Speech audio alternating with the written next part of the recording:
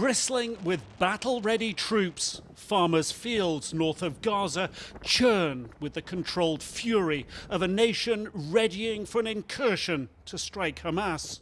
Yet they are waiting with no explanation why. It feels like the early rush for battle readiness has passed.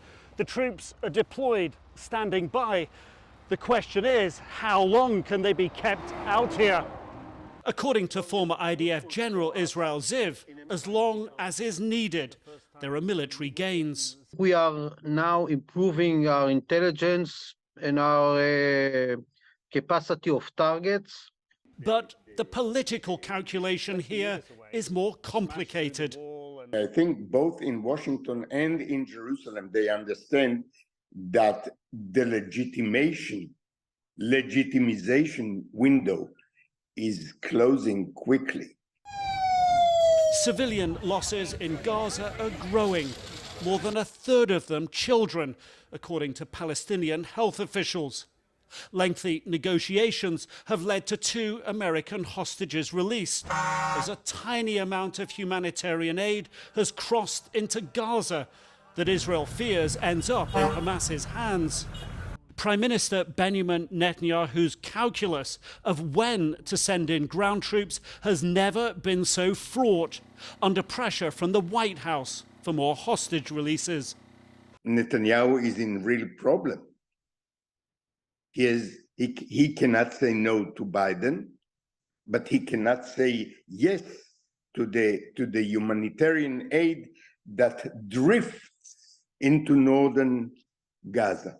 But he is also under pressure at home too. Military and others hawkish for a decisive blow against Hamas. We are finishing preparing, the ground force because we've changed plans. We are going to for heavy maneuvering. Netanyahu's dilemma compounded by his dependence on American weapons. The pressure from Washington is real and strong, and the Prime Minister says many times to his ministers, listen, we are getting from the United States more than you know. Where less than a week ago these fields were teeming with tanks, troops making last-minute repairs. Today, there are just tracks in the sand. There's a soldier's jacket here, bread in a bag on the table. The question is, where have all the tanks gone? Forward for an incursion or back to base for a pause?